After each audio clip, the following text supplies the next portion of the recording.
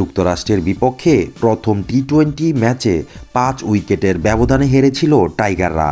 এরপর দ্বিতীয় ম্যাচে 6 রানের ব্যবধানে হেরে সিরিজ খুইয়েছেন টাইগাররা। তাই সিরিজের শেষ ম্যাচটি বাংলাদেশের জন্য কেবলই মান বাঁচানোর।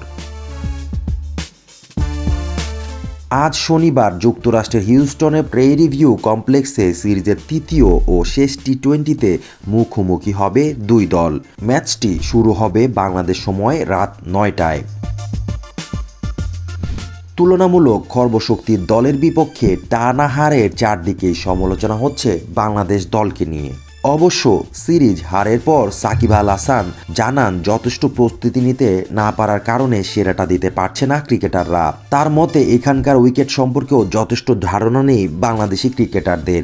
সাকিব বলেন, আসলে এটা যদি বিশ্বকাপ প্রস্তুতি ধরে থাকি তাহলে আমাদের ব্যাটিং বোলিংয়ের আরও বেশি সেশন হওয়া দরকার ছিল, ফ্যাসিলিটি আরও বেশি থাকা দরকার ছিল।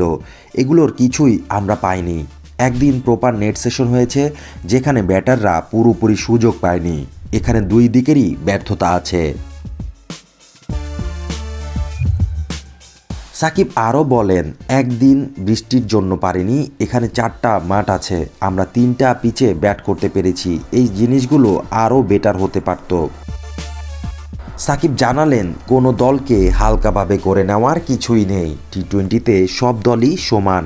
আমি ওয়েস্ট ইন্ডিজ এ দল ও নেপালের খেলা দেখেছি, যারা ভালো খেলেছে। আয়ারল্যান্ড, স্কটল্যান্ড ভালো খেলছে। পাকিস্তানের মতো দল আয়ারল্যান্ডের কাছে হেরে গিয়েছে। টি-20তে খেলা যে কারো হতে পারে। নির্দিষ্ট দিনে যে ভালো করবে সেই জিতবে।